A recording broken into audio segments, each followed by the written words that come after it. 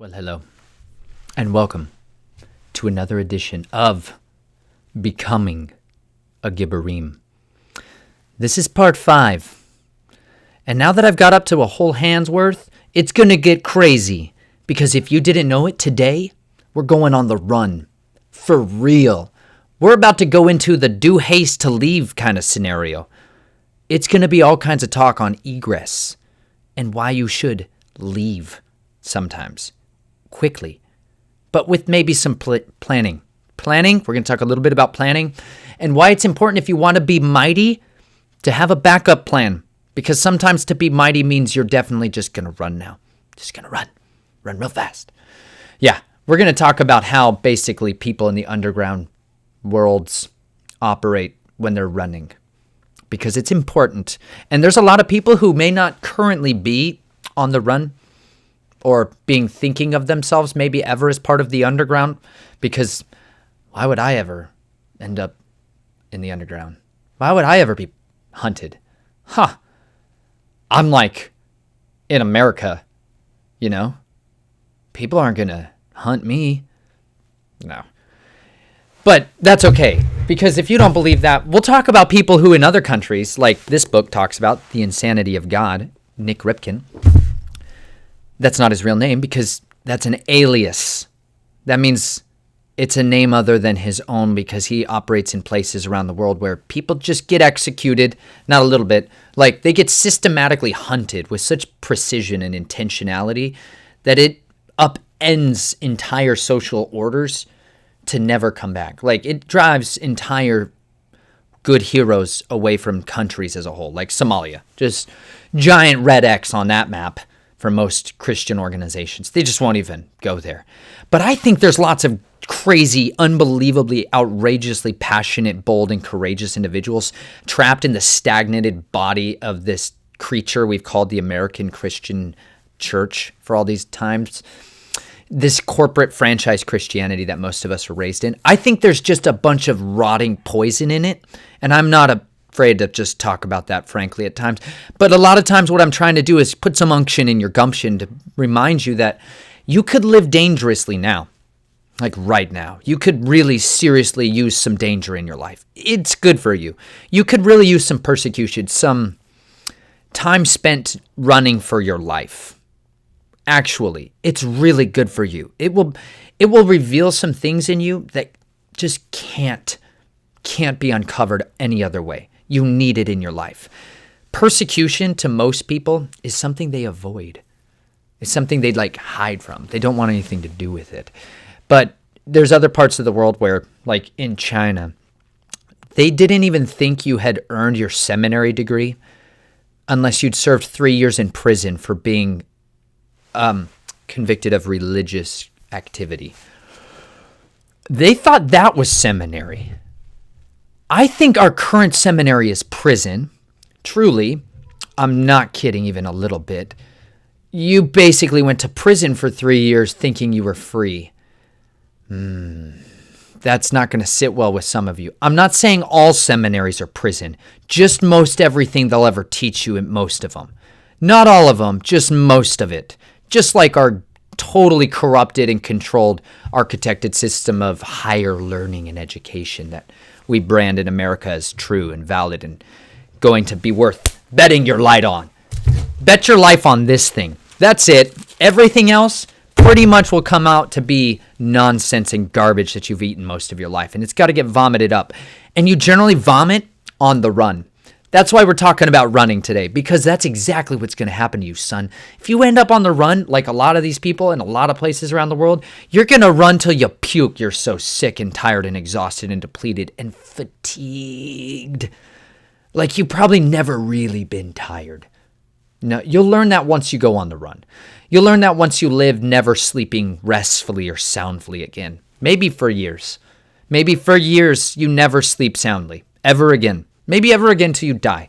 That's going on the run. We're talking about going into the wilderness. Not like the Moses kind of wilderness people think of, where it's just, I don't know, maybe that desert land people think of. Sometimes you can run into like forests. I'm a little more a fan of running into forests or caves. I'm a big fan of running into caves, tunnels too. I'm that guy who, like, when you find like a portal in the earth, I want to just go in there. I'm innately curious, and I simply must go preach the gospel to every creature. And I think there's cave trolls in there that I definitely think need to hear about the good news and the lamp that is to my feet and the light to my path. I like that. I want armor and swords and spears to go investigate creepy tunnels all the time. That's why I keep telling you guys about swords and spears and shields and armor, and not so much about all them firearms. I don't talk about that because have you ever shot anything in a tunnel? Once. One time. Have you ever not worn ear protection and fired a shotgun? Ever. Then done it in a tunnel. Maybe you've been to a range, indoors, where it was deafeningly loud and it shook your body. That's why I don't talk about those bang sticks. True story. Because maybe that all of this is also so we can just go raid underground places. Swords and spears. Because if a sword could reach around in fighting quarters that were tight and cramped, like a Roman legionary line where everything's cramped like this, and that's a lot of tunnel time. Sometimes it's like this. Spears! Yeah! I think of tunnels like that.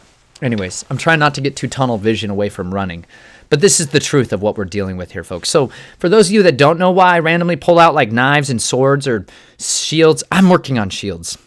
I don't have a working shield with me currently besides my shield of faith, which is Robusto because I've been shot a lot. You have to get shot for your shield to get tested. You got to go test your armor. Anyways, David, and we're going to talk about David and John, David being a man on the run. We're going to talk about other believers, other humans that just end up on the run. I'm going to talk to you about what it's like to be on the run from a personal witness testimony and standpoint of how to present tense equip yourself on the run a little bit. I'm not going to, I may talk some serious tradecraft, and it might really behoove some of you to take notes in your own hand with pen and paper and not on a digital front. Because sometimes all the electronics just turn off. Boom! Like for real. And then all you're going to have is what's in your mind, what you've stored away, sincerely, what you've stored, memorized, what your memories are, what you have currently on your body, maybe clothes, but generally not electricity, because I can't power an iPhone with my fingertips. We'll wait for transhumanisms to make that available and appreciated. We'll see. I'm not going to sign up for that class, nor should you ever, because dang, you're already upgraded. You need the power of the living God to upgrade you. That's all, son. He'll light up a room. True story. Read the Bible. He's done it. Anyways, if you need light and you're in a cave and you don't have a nice headlamp or a flashlight, because I talk about enormously bright flashlights all the time. Oh, uncomfortably bright. Go light up the night talk. I did a video on these. Go get flashlights. It would behoove you to have flashlight and knives all the time. They're a good starting place. And a Bic lighter, because they're cheap, readily available, and basically dependable. They're mostly dependable. And a flint and steel is extremely hard to use, guys. I love all you hardcore survivalists out there who like to start fires with flint and steel. Respect. I've done it. It's not pleasant. It's exhausting. And that's cool sometimes. But a lot of times I just like to go. You hear that? That's the sound of a pocket opening because I have pants. I should wear pants and pockets. Oh, Phil. Mostly dependable. Mostly dependable. Bic lighters. Brightly lit. It's because when you drop them, you can find them. It's devastating when you drop this and you can't find it. It's one of the few things in my life I allow to be highly visible. Everything else is just grayish background noise until it's shiny.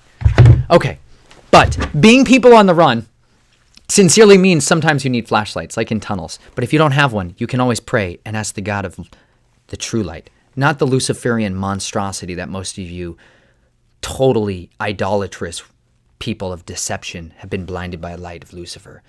And you've totally just been misled. And you're currently hoodwinked. So that's another, I talk about that in Prayers of Repentance. Go to that section of my life, talking about moving that stuff off.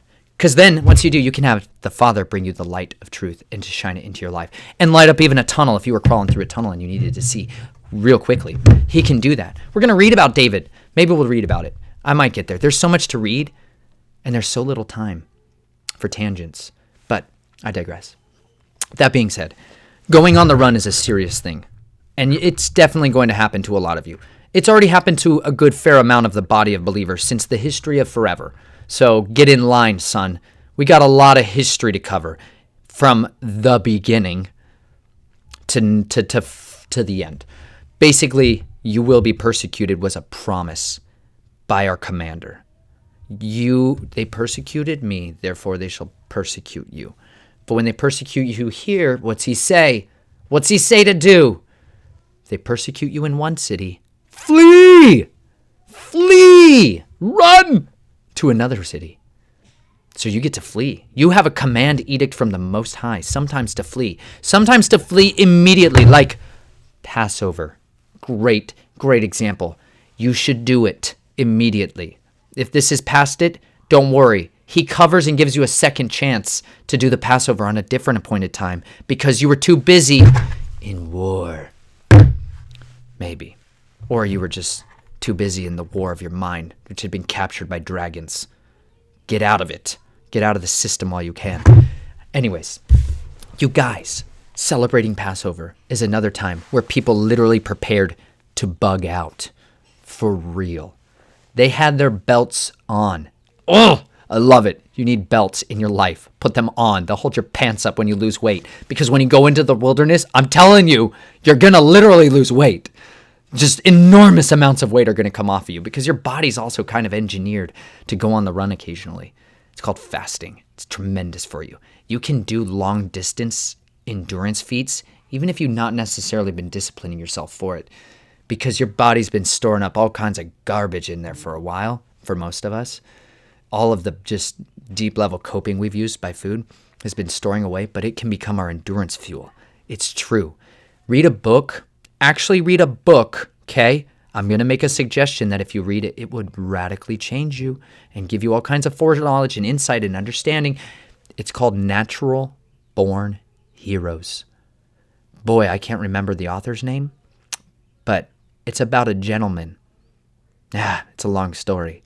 Basically, it's about super endurance feats of man or women who were just yos and bros until one day they had some unction in their gumption and they went after it with due haste, like the resistance fighters on Crete during World War II, and Germans just started raining out of the sky. What? Yeah, sometimes pig farmers looked up in the sky and saw Germans in battle array falling from it. That's a different kind of day, right? You're like, Tuesday, John. Good to see ya. Got any eggs? Good. I'm going to send the sow over. All right.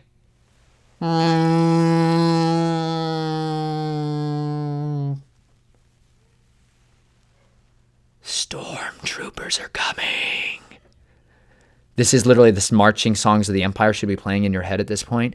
They're falling from the skies. Hear me. If the stormtroopers suddenly start falling from the skies, it's a good time to have already have zeroed your rifle. Do you get what I'm saying there? That is where a distance tool is very effective and generally won't cut it. Practical limitations, I understand. But these pig hunters, these pig farmers, that's one of the examples he gives. Obviously, they weren't all that. Some of them were milk farmers, as in they farmed milk out of cows. It's an amazing gift. Love those people. Once again, back to my reference on cheese haulers. Love you guys. But they pick up rifles that they've been shooting pigs with because apparently pigs were a thing over on Crete, and they were really hard to hunt a pig. Have you ever tried to shoot a pig on the run through brush accurately? Because shot placement matters more than the caliber of my bullet. I get distracted. There's a lot of conversation pieces that have been said in time and memorial about caliber and crushing stopping power. Shot placement over all of that nonsense is everything. Anyways, these farmers pick up their rifles and start dropping entire units out of the sky. They just start shooting them. They're like, that's That's nice. They're just hanging out. Boom, boom, boom. Sorry, probably more like boom. Boom. Probably like a 4 to 5, maybe 5 to 8 second. That's good controlled fire, right? That'd be a good rifleman, like a rifleman platoon should know how to do that. Just good, steady, disciplined fire. Not mag dumps for doofuses. Ammunition's limited. Anyways, they're shooting with precision. They're annihilating huge swaths of stormtroopers out of the sky. Basically, they wiped out almost the entire first wave just out of the blue, out of nowhere, because they were falling from the sky. This whole book goes into these resistance fighters and these marathon efforts of things they did during that time, of crossing mountainsides on foot over and over again with almost no food, almost zero food, or like tiny caloric bursts of like crackers. They're like, yeah, I had some milk cheese. I feel recharged. Boing. And they'd take off. And they would almost bound.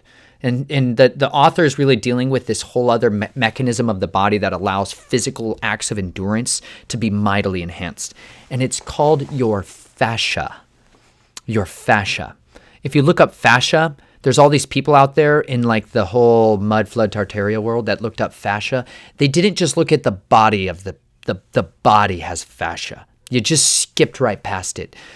The body has this whole system in it called fascia. When you bend your arms and you stretch your fingers out yay wide, all the way wide as you can, and you like bounce, you can actually get a little spring in your arms if your fingers are really flexed. Like let's talk about, I'll give you a sports reference. I won't just totally crush the whole your every aspect of sporting garbage. They're not really heroes, but there's an iconic picture of Michael Jordan dunking a basketball with his fingers stretched and the ones at the back. They're almost always both stretched. And a lot of times they even put their tongue out for theatrical Baal worship and all kinds of garbage. Seriously, he was the bull. Anyways, that's why most of it's garbage and worship to pagan gods. Let it go. There's more cool things out there. You could read books and learn about real life and humans that did something other than putting things through spaces once with repeated precision. There's lots more to the world out there, guys. Learn it. It's amazing.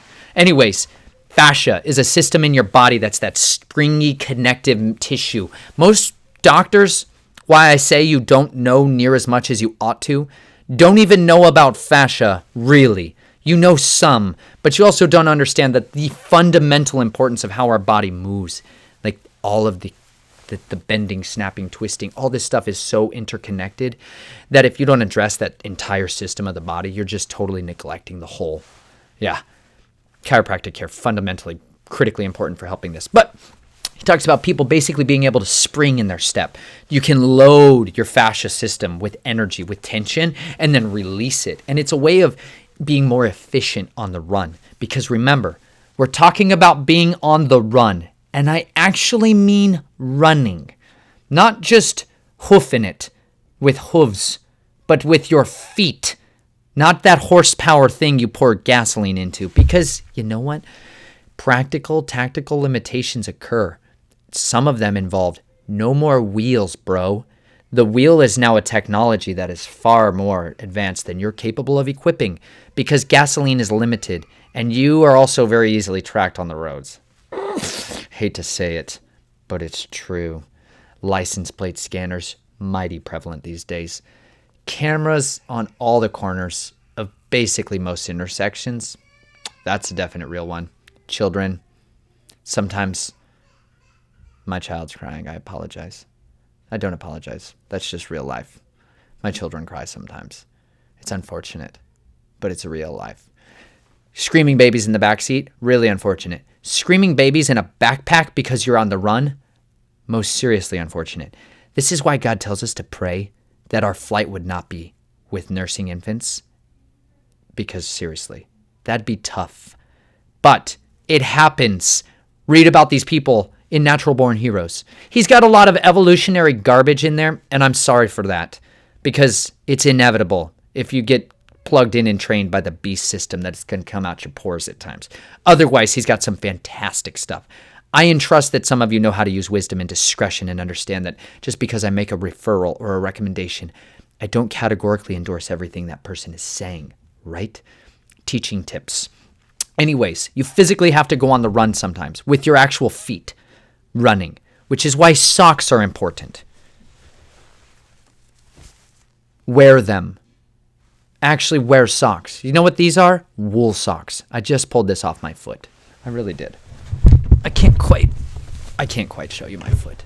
But I wear wool socks with regularity. And so should you. And if you didn't know about wool socks, now you do. Look up wool socks and then buy them. If not, go to a thrift store, even if it's illegal. Kind of, a little bit. It's essential, always, that you have good socks. Fundamentals of running. Jonathan and David deal with some fundamentals about running. They deal with communications. They deal with code books. They also deal with clothing a little bit. But sincerely, your feet on the run are very important, and you must tend to them. They must be taken care of. And the foot fundamentals are definitely socks, not cotton. That's not a sock. That's something you were sold. That's a product. Cotton's not a material to be worn on your feet unless you have no other options available at the time. Be thankful you have socks, because otherwise you're barefoot, and that's savage.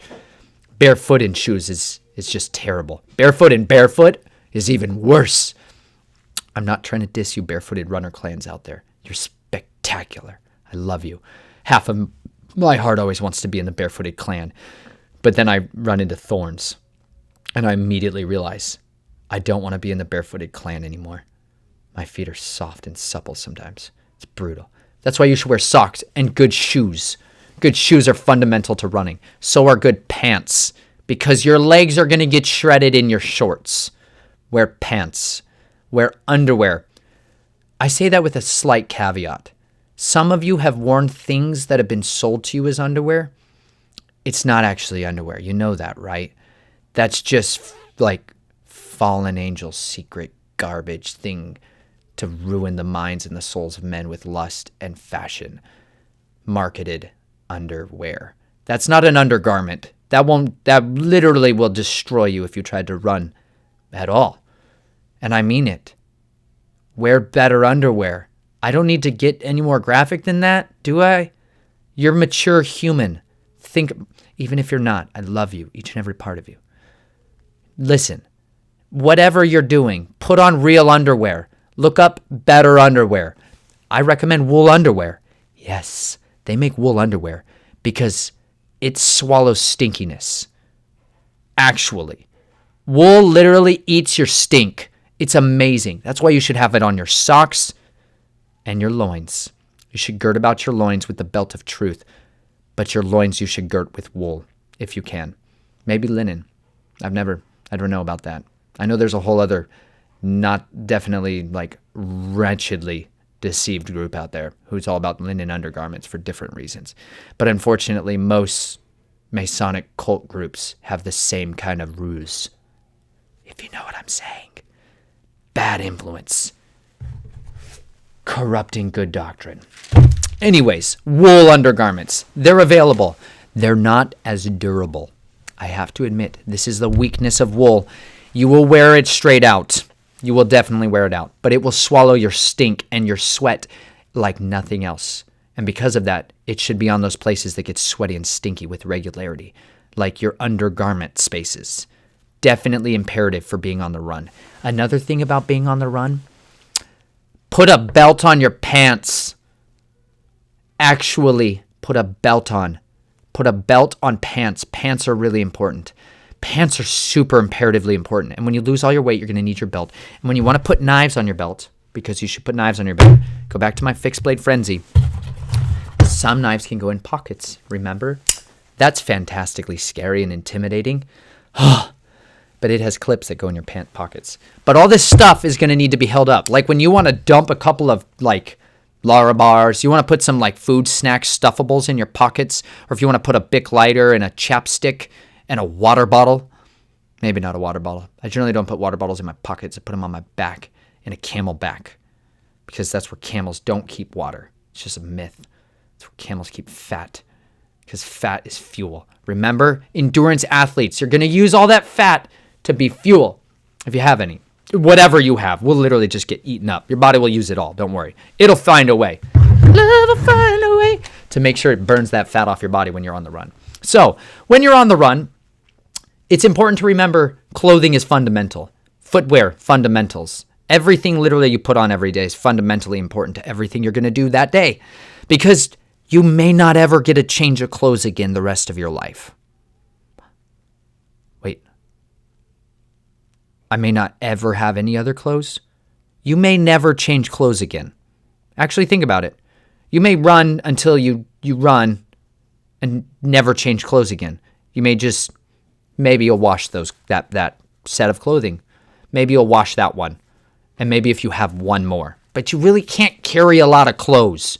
You can only carry so many, so make them count. Make them the best quality with the most practical of options available to you. That's why I'm a big fan of long sleeve button-up shirts.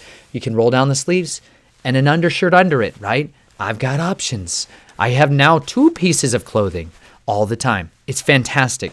That's why I talk about that for shirts. I like nylon, 100% nylon for durability factor, because I go outside and when I'm running, the brush is rough and nylon is a beneficially strong material. I would much prefer hemp pants and shirts. Nature's nylon. It's hemp. It's supra better than everything ever. Really, it's incredible. I love the durability factor of hemp. It also resists cuts. It really does. It's very tough to cut through hemp. Nylon, pretty easy. Spider silk, obviously. Who doesn't want to genetically hybridize goats and make that come out of their wombs and their bladders? And their udders. That would be a good idea. Let's do that. What could go wrong? Genesis 6, bro. Read about the days of the Watchers and meddling with genetics. Bad idea. Generally incurs the wrath of the living God. For starters. Anyways, nature made better materials, and they're readily available, and they grow like weeds everywhere. Pretty much in every climate zone. Wool, sheep, pretty much everywhere. Linen, genuinely kind of can be grown most everywhere. Hemp, pretty much the same. Anyways, we could grow all our materials if we needed to. Maybe we should. Maybe you should go learn that right now. Maybe that's why I've been doing that for 10 months, just farming, learning, traveling around farming. Maybe you should do that. You could right now. Because you could be a man on the run and just go live on farms. Work on farms. It's a great place to be. And you can learn skills like how to stay on the run. It's fantastic. Anyways, there's lots of people that live on the run for various reasons. And because of that, they have to live in strange, unfamiliar places. David is about to live in a very strange and unfamiliar place called the wilderness. The wilderness is the place of who knows what. And well, I guess we'll find out, won't we? A whole lot of those moments for the rest of his days. As far as he knows, he doesn't know if he's going to get a change of clothes or anything. Because if you remember where I left y'all last week, part 4, right smack dab in the middle of David's going on the run now because Saul threw a spear into a wall and it almost stuck to his face. It said David slipped away sneakily. It didn't say sneakily. I added that part. That would be the part in parentheses if you were reading the biblical text in a good, betterish translation. That would be italicized to tell you that we made this up, kind of, and added it here. Like a lot of the NIV Bible should have more of that in it. Seriously. I'm going to get distracted on translation talk and all the garbage versions out there, but I don't want to get buried. Anyways, there is a sneaky way that David slips out. And because of that, David is now genuinely, seriously living on the run. David is being hunted by not just anyone. He's being actually personally hunted by the king. Okay, some of you have major strong opinions about your rulers out there. I don't think one of you has personal vendetta marked on your head by your ruler. Maybe you do. If you do, I would love to hear your testimony. That sounds like something the whole body corporately needs to hear. Have you ever been personally hunted by the ruler of your land? That would be pretty exceptional. And I mean it, even if you're a criminal or were a criminal. Criminals are generally the good guys to other people, remember? because all of you still have a life and a story that needs to be heard, and the body of Christ needs it more than ever. All of you testimony, every bit of it, get it all out. Everything you did, good and bad and ugly, and all kinds of not so legal even. Get it out, because there's genuine power to confessing and expressing and being freed from the shackles of despair and hopelessness and misery we've been living in. David, running for his stinking life, for real, hunted by spear-throwing, good spear thrower, by the way, we talked about that, supernaturally evil spirit-empowered spear thrower, Saul. Pretty savage, okay? Saul seriously got the I want to kill David in the face kind of feeling going through his body. It's called a grudge. You could read in Mark 6 about someone else who had a grudge against like John the Baptist. Bad news, bears. Bad news. Grudges are bad. They generally are going to poison your soul, and they'll take from you everything, inevitably. But we're going to jump in here because we're going to hear about how to set up a little communications protection right now. Because when you're being on the run, you may not be able to communicate with people the same way you once were able to. Like when we read about Nick in The Insanity of God and some of these underground house churches, they communicated in code, actual code, like fun code too. Codes are pretty fun. If you haven't studied codes, read the Bible. It's full of it. Here's one. Ready? Let's go. All right. We're going to jump a little bit ahead in the story now because David just basically bails. He runs. No, we're going to jump right in. You know what? I'm just going to read it. Enjoy this. I'm going to try to read this with passion. Water. Fundamentals on the run. You can't go far. You really can't go far without it. We'll talk water and hydration maybe someday. Finding springs. Just pray to God. He'll give you spring water anywhere you need it. Anytime, day or night. It's all over this book. Out of your bellies will flow rivers of living water. If you need water, just pray, but have a good container to capture his genuine goodness in. Delicious. Anyways. Okay, so he stuck the spear in the wall. That's where I left you. Then Saul, so he stuck the spear into the wall, and David fled and escaped that night. Then Saul sent messengers to David's house to watch him in order to put him to death in the morning. That's kind. See, that's a prearranged kill time. We talked about special kill teams. They genuinely pick a time for you to die. And they generally do it. But Michal, David's wife, told him, saying, "If you do not save your life tonight, tomorrow you will be put to death." Good wife, hero, right now. This is why you need a very valiant woman in your life. That was dangerous of her to do because if you didn't know it, Saul's her dad. So her dad is hunting her husband. She does the right thing, which is to uphold her first covenant with her. Well, her father in heaven, but her father on the earth? Not after he's been given a covenant, or he's given the covenant away to David. David and Michal are in covenant. She does the right thing and protects her husband and says, "Honey, I love you. My dad sent men to murder you, and they're sitting outside. You got to get out tonight, not tomorrow, because if it's tomorrow, he'll kill you." Good wife. Amazing. This is why you should love your wife, not the black mirror. Okay? Turn off the garbage. Anyways, so Michal let David down through a window. This is his evac plan, by the way. I don't know about his bug out bag or 72-hour bag or his get home bag or any of those things. All I know in this story is what I would read into it. And I imagine David's hopefully got a bag with him. But sometimes, due to the nature of your egress, meaning because of how you physically have to get out of a building, you can't carry anything but your clothes.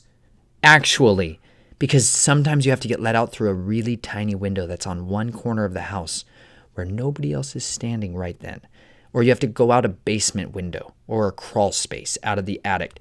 And you know what you can't drag with you? A backpack. Which is why just go back to the fundamentals of what's on your person and know that if you take the power of the living God with you, you have everything you need. But clothing is definitely something he's promised us. It's a good thing to have. And you should take that, a flashlight and a knife with you. If possible, it would behoove you, and a lighter. Anyways, the lighter makes more light.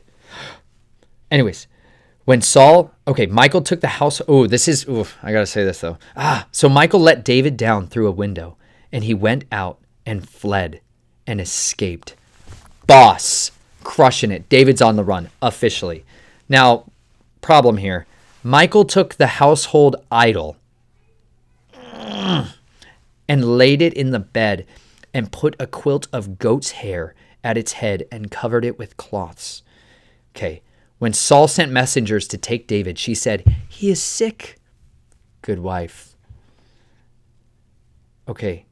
This is the Bible talking about kind of lying right now.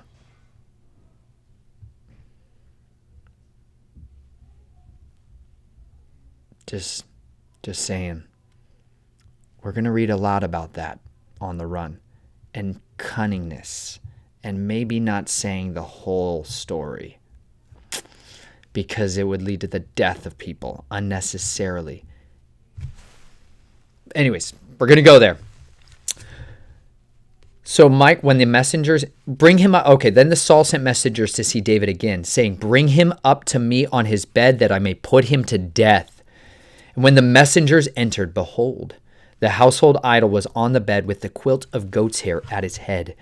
So Saul said to Michael, "Why have you so deceived me like this, and let my enemy go, so that he escaped?"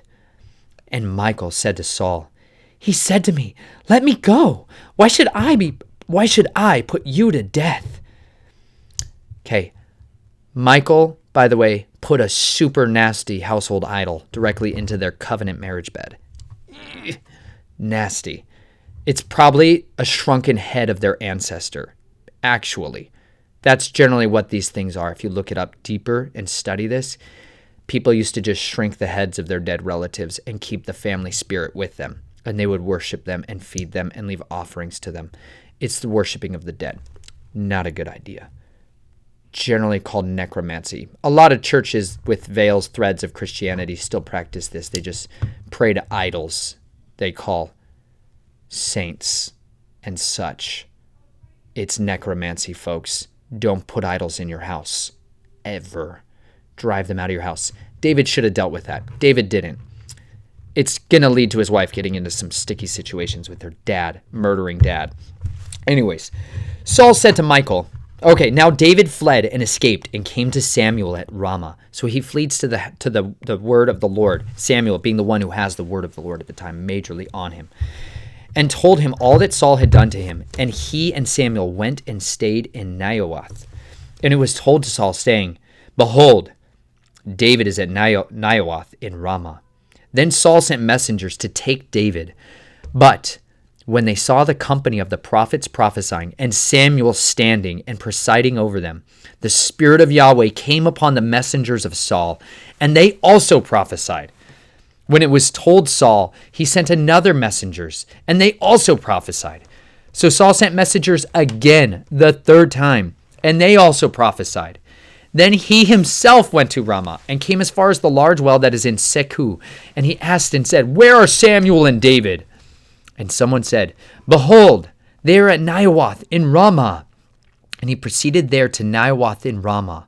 And the Spirit of Yahweh came upon Saul also, so that he went along prophesying continually until he came to Naioth in Ramah. He also stripped off his clothes, and he too prophesied before Samuel and lay down naked all that day and all that night. Therefore they said, "Is Saul also among the prophets?"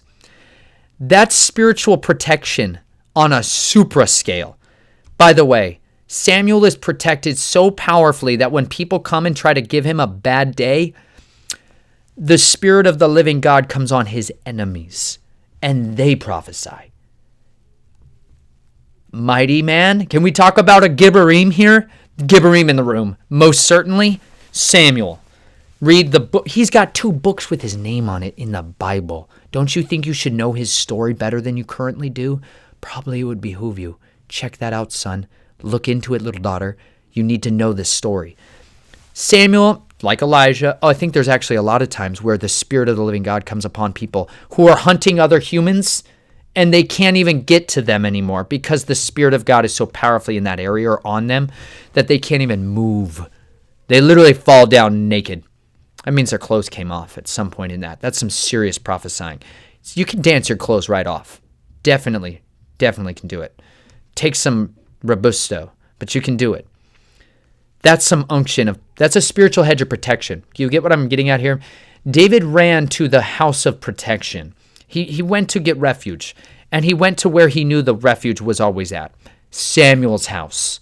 Just wherever Samuel was always a safe place to be, because Samuel had the Spirit of the living God on him, which would give him supernatural insight and telling of anything he needed to know at any time, and he believed that. So David gets protected there. But then it says, David fled from Naioth in Ramah and came and said to Jonathan, this is his bestie. Remember, we talked about this in Soul Ties. Serious best friends here. They've waged a lot of battles together. They're blood brothers in a real way, okay? They have a serious bond here. So he goes to his best friend and he says, what have I done? And what is my iniquity? What is my sin before your father that he is seeking my life? And he said to him, far from it, you shall not die. Behold, my father does nothing, either great or small, without disclosing it to me. So why should my father hide this thing from me? It is not so. Yet David vowed again, saying, your father knows well that I have found favor in your sight. And he has said, do not let Jonathan know this, or he will be grieved. But truly, as Yahweh lives, and as your soul lives, there is hardly a step between me and death. Then Jonathan said to David, whatever you say, I will do for you. That's a good battle buddy. So David said to Jonathan, behold, tomorrow is the new moon, and I ought to sit down and eat with the king. But let me go that I may hide myself in the field until the third evening. This is a strategy, folks. Pay attention. They're about to set up, right now, a bug-out plan. And it is not going to involve normal open language. It is going to be a secret between Jonathan and David only. And it's really important you understand what they're getting at. If you're going to develop an egress plan, it should genuinely be kept between you and maybe one, two. The two I really begrudgingly lift. You generally should have it between you and one other person. And that's the one other person that you trust absolutely, categorically, without any doubt. This is the person you have that strong unction and spiritual connection with on a totally different level. Because you even talking to this person could likely lead to their death now. So you're putting them in danger. Because if you go on the run, generally, you don't ever go back to the people that you love. Really. You pretty much don't go back for any reason. Because when you do, then they look at that person as a potential collaborator. Now they're complicit with a crime, maybe, and they're going to jail. Now maybe your wife and children have no dad or mom, right? Maybe your best friends no longer have their dad or mom. So you got to really start taking seriously every single move you make if you're going to go on the run, actually on the run, really, really on the run, because it could lead to some serious costly consequences later on for everybody around you. So David and Jonathan decide to set up a code between them. David says, behold, tomorrow is the new moon, and I ought to sit down and eat with the king, right? Big feast days. Feasts are biblical. Still. And I ought to sit down to eat with the king. But let me go that I may hide myself in the field until the third morning. David's going to bug out into a field for a couple days, okay?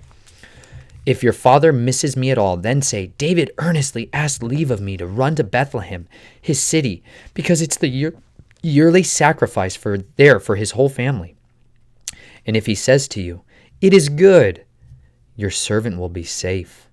But if he's angry, know that he has decided on evil. Therefore, deal kindly with your servant, for you have brought your servant into a covenant of Yahweh with you. But if there is iniquity in me, put me to death for yourself. For why then should he bring me to your father? Jonathan said, far be it from me, from you, For if I should indeed learn that evil has been decided by my father to come upon you, then would I not tell you about it?" Then David said to Jonathan, "Who will tell me if your father answers you harshly?" Then Jonathan said, "Come and let us go out into the field." So both of them went out into the field. Prearranging a signal for distance. This is how you can communicate without having to use your mouthpiece. Signals intelligence. Study. I went too far. I apologize. "Come and let us go out into the field." So both of them went out to the field. Then Jonathan said, "May Yahweh, the Elohim of Israel, be witness.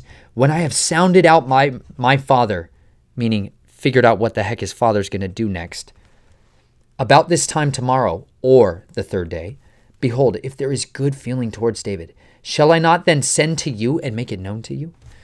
But if it please my father to do you harm, may Yahweh do so to Jonathan, and more also if I do not make it known to you and send you away, that you may go in safety. And may Yahweh be with you as he has been with my father. If I am still alive, will you not show me the loving kindness of Yahweh, that I may not die?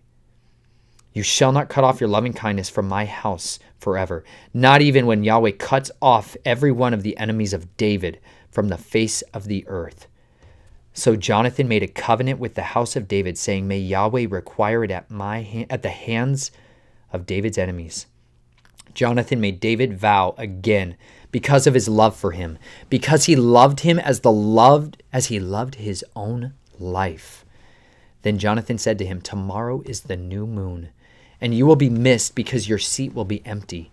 When you've stayed for 3 days, you shall go down quickly and come to the place where you hid yourself on that eventful day, and you shall remain by the stone of Ezel. I will shoot 3 arrows to the side, as though I shot at the target. And behold, I will send the lad, saying, 'Go find the arrows.' And if I specifically say to the lad, 'Behold, the arrows are on this side of you, get them,' then come, for safety is for you, and no harm, as Yahweh lives. But if I say to the youth, 'Behold, the arrows are beyond you,' go, for Yahweh has sent you away. As for the agreement of which you and I have spoken, behold, the Lord is between you and me forever." So David hid in the field, and when the new moon came, the king sat down to eat his food. Needless to say, I'm going to fast forward a fuzz. Saul goes to this festival, goes to a feast. Jonathan shows up. David's seat is empty. Day 1, nobody says anything. Day 2, noted.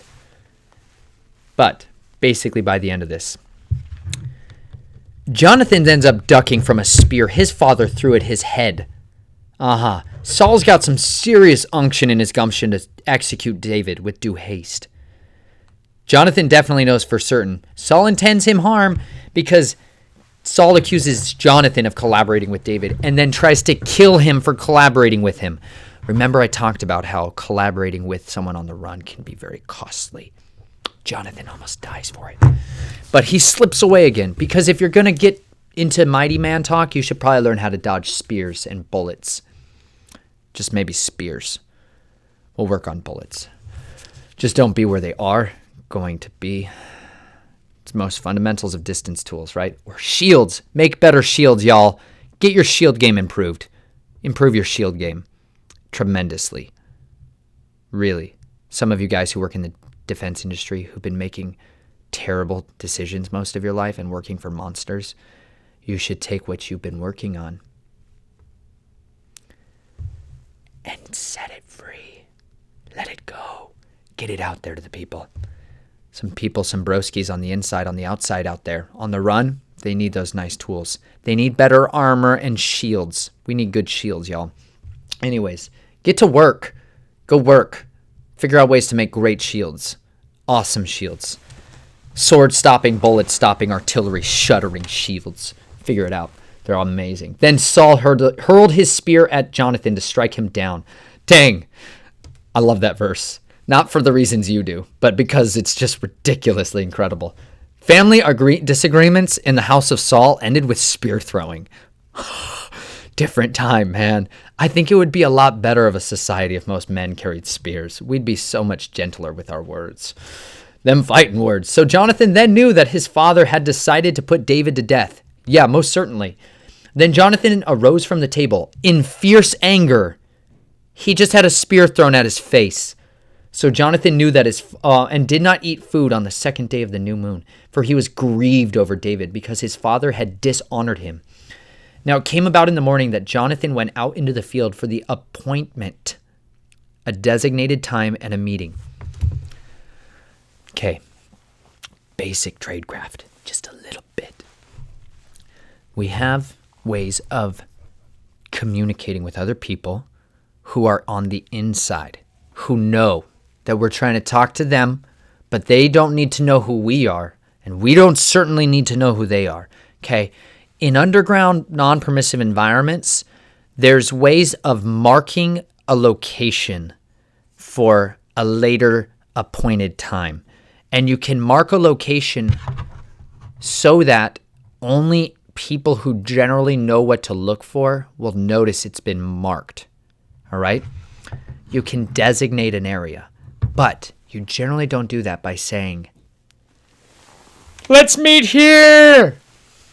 No. Chalk. It's old. It's fundamentally readily available. It's basically scratching something with something that leaves some of itself behind. It's readily available as in it's probably a rock chalk talk for how to do spycraft now. Okay? You mark a spot in different kinds of ways, but basically you're going to leave a little bit of a mark somewhere, generally in the non-natural eye scan of the human vision. Okay?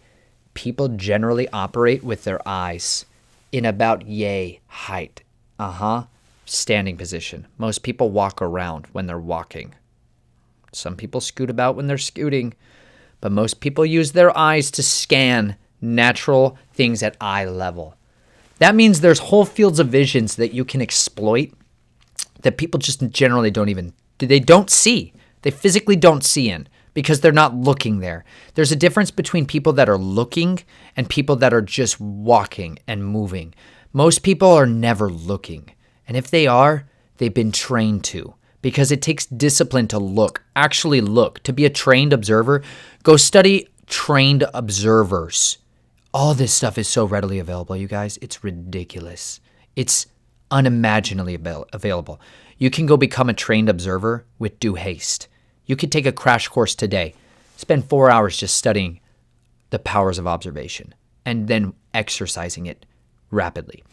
Go learn how to observe things actually, not just things you see. Actually observe things. So if you're not a trained observer, most people generally don't look beyond arm level, like waist height to head height tends to be about their scanning level most of the time. Well, then there's these areas above you called arm's reach, and most people just generally don't look up there. So that's a good place to mark stuff with. It's a good place to reach up high. It's another great thing to put it down low, way down low, like toddler level low, because most people are lazy and they don't crawl around anymore because it's exhausting to crawl around when you're big. But my toddler is learning how to crawl, and her eye level, it's a totally different world. And because of that, I crawl with her with regularity. So should you. I don't know why you don't crawl, but you should learn to crawl. You should learn to run, granted, but you should learn to crawl because you'll probably spend some serious time crawling. Remember, David's hiding in a field. You ever hid in a field, folks? Not hide and seek hide. You ever hid for your life in a field? You're pretty much trying to flatten your face inside the earth. You've never more in your life wanted to hide your face, like literally every bit of your flesh. I've had bullets fired directly over my face space. That's in my standing normal average height level. I had to crawl with my face in the dirt like this. That kind of crawling. Like fingers crawling. Like newborn infant trying to figure out life crawling, where you just can't figure it out so your head's too tired and you just keep it flat. But you can seriously crawl with your fingers and your face in the dirt and trying to bury your head as you go. Just plow the ground. That's what we called it. I knocked this thing all over the place. I'm sorry. Not particularly sorry. You get the point. You should learn how to crawl. David's crawling, hiding out in a field. People need to crawl. So you can crawl to mark your spot. Okay? Crawl down, mark it somewhere that most people wouldn't see. Or you can have like a different colored light in your... Maybe you just have a different colored light that you turn on in your house one night. That's pretty easy, because then it's a flip of a switch. But it's not your house. Maybe it's your third best friend's neighbor's back door that you changed out a light bulb in, and that you now have a timer on, and it goes off when you make it go off. Right? You can get creative. You don't have to make everybody know that they're in the network. It's better if they don't know. Remember, we talked about that. Better that most people have no idea what the heck any of this is, so that they have what's called plausible deniability. Because you don't want to get people hurt unnecessarily when you're on the run, remember? Diligence here. You can mark places with prearranged signals. Colors are very good because you can see them. Shapes, they're somewhat recognizable, but sometimes you can't mark with shapes like, I put a triangle on the rock. Sometimes your triangle and my triangle don't look the same. A little bit, really. If you're trying to scratch a triangle on a rock before, then not looking and trying to look casually while you're like, I'm reading this newspaper. Let's put it in present text. I'm looking at my phone like a drone and scratching with my other hand. My triangle probably looks like this at some point in there, right? And he's like, that's a rectangle. Maybe he's been marked. Maybe he's been found. Maybe this spot is... Anyways, it leads to miscommunication. Colors are pretty fantastic. Really make sure your cues and make sure that your intelligence on the predetermined signal is pretty easily to discern, okay? So make sure when you have your signal that it's easy to understand and it's easy to replicate, because sometimes you'll have to do it when it's raining or you're physically on the run and there's other people chasing you and it's fantastically exhilarating at the time. But sometimes you need to load that spot. So David and Jonathan, they're shooting arrows as their signs, right? Fantastic. Go beyond it is what he shouts out at him. So David obviously gets the cue from Jonathan's information report that, hey, guess what, David, you should run for your life. Jonathan and David have a goodbye moment. This is the last time, I'm almost 100% certain, this is the last time they're ever going to see each other. Next time Jonathan and David are reunited, I'm pretty certain it's David and Jonathan's body. David seeing Jonathan's body or thanking the men who got their bodies back. Bad news bears. Hold on. Give me one moment, please. I will wrap up shortly. I'm needed for dad duties. I get excited and carried away in this, and I've been lost in it for a few hours. Anyways, real quick, the last few things I need to make sure people understand about this is prearranged signals are really, really fundamentally important, because when you're on the run and someone marks an information cache, because sometimes you're just leaving information there. Sometimes you're just leaving, like, I don't know, micro USBs. You ever looked at micro USBs? They're very tall, moderately available in all situations. They're weather resistant. They're generally waterproofed, kind of, easily. Cheese wax. Yeah, it'll survive a journey into other places. Micro USBs are great ways of transmitting that. USBs, all kinds of stuff, data drives. We live in an information age, so you generally are going to move information that way. Like, how are you going to move 550,000 copies of a Bible? Well, you could just move one that's on a data drive that goes around and is shared, because sometimes you're just trying to smuggle Bibles. Remember, guys, we're talking about ways of working in the underground for persecuted church movements. Bibles are fundamentally the most potent super weapon you could ever give anybody, and that should be smuggled more than anything ever. But digital Bibles are super convenient to smuggle because they weigh almost nothing, because they're imaginary ones and zeros until they're printed. But not everybody has electricity. But you can smuggle all kinds of stuff, and you can load one of your information points by having a prearranged signal, and then somebody else, it's called a drop, because you leave something there or you leave information there, and then somebody else at another time who hopefully you do not know, or if you do know, that they don't know who you know, so that the way you can cut off and create barriers of information, barriers from the information. Breaks in the supply chain. So in case somebody's trying to wrap up that whole network, there's buffer zones, and it's hard to get past some of these. That's why you do this.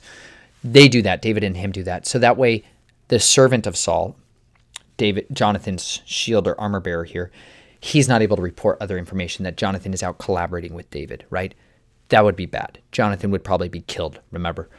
Same thing for other people. So anyways, somebody at a drop point can leave information, or they can just go mark it. They can go mark it. They can fill it up with something. Like you can take a big spike or a bolt and hollow it out, and you can drive that down into the ground and leave that in the ground, and it'll look like a sprinkler head, or you can disguise it. Some guys just leave coins, literally just a coin on the ground. Pocket change is hard because it's easy to get thrown out, but there's pocket coins and there's little tubes that you can drop in the ground. There's all kinds of crafty inventions out there. There's rocks everywhere. Everywhere. You could just use a rock, tape it to the back of a rock. Guys, get creative. There's these things called glue dots. GLUEDOTS. I don't know why I spelled glue dots, but I did. Glue dots. They're tiny little tabs of sticky stuff, and they're very sticky, but they also will let go, which is also important. But you can use those little glue dots to stick to darn near anything in any kind of orientation, as long as it's pretty lightweight. Those are fantastic little tools. Anyways, you can load up that information cache point. Somebody else can come along, see that it's full because you have a predetermined signal that it's full and loaded, and then their signpost is checked. Once it's then, that person can take that information and leave with it without incriminating you or getting anybody else caught up in that criminal religious activity or whatever it is you're a part of at the time. Remember, sometimes you could just play this with your children at the park and it's fun and it's exciting. You should teach your children Bible stories from the Bible and tradecraft and spycraft, because you know what? You don't always have to tell your children that, hey, guess what? Daddy's part of an underground church movement in Somalia and they're going to execute me if they find out. So let's teach you a way to understand how to play this game without everybody getting killed.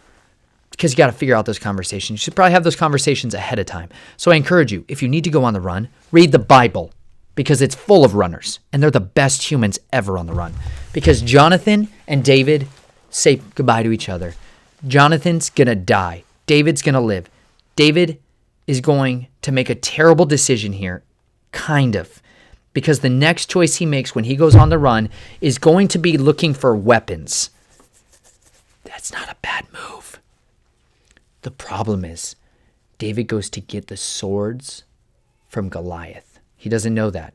He just knows he needs weapons badly, immediately. Because remember, David crawled out of his house, not his armory. David didn't get a load up on his bug out bag, and he didn't go check his vault and pull out 6 ARs and 4 Glock pistols and 8 magazines and 3 smoke grenades, and he didn't have his tack light. He didn't have his body armor, and he didn't have his loadout that he'd prepped for this day. So he goes to meet with a priest at a different house, I believe in Shiloh. I can't get into it too much. I'm going to get too excited. But anyways, the decision he makes next is going to be costly for an inordinate amount of people. But this is where David is going to get his mighty men.